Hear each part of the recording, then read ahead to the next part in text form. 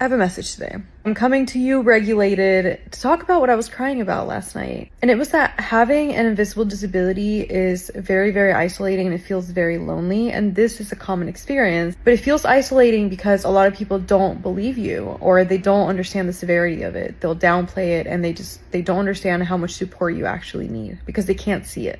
If you're high masking, then they probably met you masking and they just think that you don't need support that bad. And when they do see you need that support, they're just gonna think you're being dramatic, you're being intense, you're being sensitive, you're being a baby. Don't even get me started on thinking that you're being spoiled and being a brat when you just fucking need help.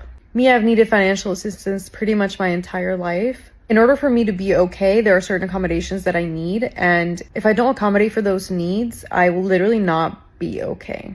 But I have to advocate for myself really often because nobody else will, because they don't see that I need those accommodations. I grew up with ableist family. My family still says ableist things to this day. They don't accommodate for my needs. They don't really understand. They don't think that my disability is as bad as it is. My husband and my sister are like the two people in the world that really understand and accommodate for me. And that feels really lonely to have heard ableist things growing up and then to then realize that you're also disabled and your family acts like you're not.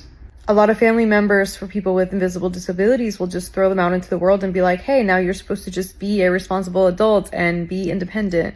When a lot of us can't fully do that without support. You're trying to teach us how to fish instead of, helping us just give us fish sometimes. And we literally can't fucking fish. And some of us maybe can fish, but we are not going to be okay mentally and physically when we do. So it's like, do you really want us to just fish for ourselves our whole lives so that we can be independent adults, but we're not okay? And that's why the suicide rate is so high for autistic people. I do not believe in having kids unless you are okay with the lifelong responsibility that comes with your kid might be disabled. They might be born disabled. They might become disabled at any point of their life. Anybody can. If you're not okay with giving them fish for the rest of their lives, if you just want to teach them how to fish and be like, fuck off, go do it on your own, why are you having kids? So many people are failed by their families and it's unfair. And I cried about it for a really long time because it's just not fair what disabled people have to go through. So that's my rant for today. And I hope that you feel a little bit less lonely knowing that somebody else has this experience as well, because I'm sure if you have a disability of any kind, you've felt this way too. So